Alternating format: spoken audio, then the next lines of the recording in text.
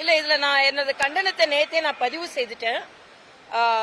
மரியாதைக்குரிய கல்வி அமைச்சர் ராஜ்மோகன் கொள்கை திட்டம், நாங்க இதை எந்த இடத்துலயும் சமரசம் செய்து கொள்ள மாட்டோம்.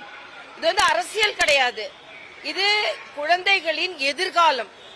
அதனால முதலமைச்சர் அவர்கள் இப்படி புதிய அமைச்சர்கள் ஒவ்வொருவரும் தனது கருத்தை பொத்தாம் பொதுவாக ஆழ சிந்திக்காமல் என்னென்ன திட்டங்கள் அதன் மூலம் எப்படி மக்களுக்கு பலன் தரும் அதையெல்லாம் சிந்திக்காம கொள்கை முடிவு அரசியல் மாதிரி பேசிக்கொண்டு போவது நல்லதல்ல தமிழ்நாட்டுக்கு. ஏன்னா மரியாதைக்குரிய முதலமைச்சர் அவர்கள் நடத்துகின்ற பள்ளியிலேயே 3 மொழி இருக்குது. அப்போ பணம் கொடுத்து படிக்கின்ற குழந்தைகளுக்கு 3 மொழி, ஏழை குழந்தைகளுக்கு 2 மொழி, ஏழை குழந்தைகளுக்கு டெக்னாலஜிக்கலா கல்வி கிடையாது அப்படின்ற சூழ்நிலை இருக்கக்கூடாது. இப்படியெல்லாம் நடந்து கொண்டதனாலதான் திராவிட முன்னேற்ற கழகத்தை மக்கள் புறக்கணித்தார்கள். மறுபடியும் அதே தவறை செய்ய வேண்டாம் என்பது எனது கருத்து. மாற்றத்தை ஏற்படுத்துவதற்கு இங்கே வாக்களித்திருக்கிறார்கள்.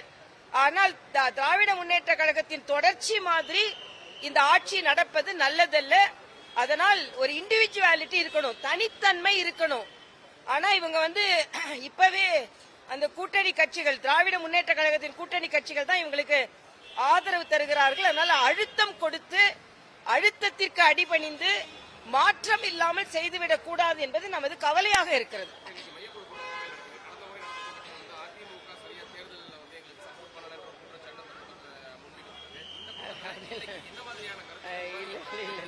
அப்படியெல்லாம் முன்வைக்கப்படல. ஒட்டுமொத்தமா எதனால நாம தோல்வி அடைஞ்சோம், வெற்றி பெற்றிருக்க வேண்டிய சூழ்நிலை இருந்தது.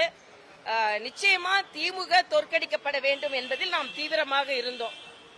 அதை நாம தோற்கடிக்கணும், தேசிய ஜனநாயக கூட்டணி தோற்கடிக்கணும்னு நினைச்சோம். அதுல தாவேகா தோற்கடித்து விட்டது. ஏதோ ஒன்று நிறைவேறினது. ஏன்னா திமுக தோற்கடிக்கப்பட வேண்டும் என்ற ஒன்று நிறைவேறி இருக்கிறது. நாங்கள் வெற்றி பெற வேண்டும் என்பது முன்பு நிறைவேறும்.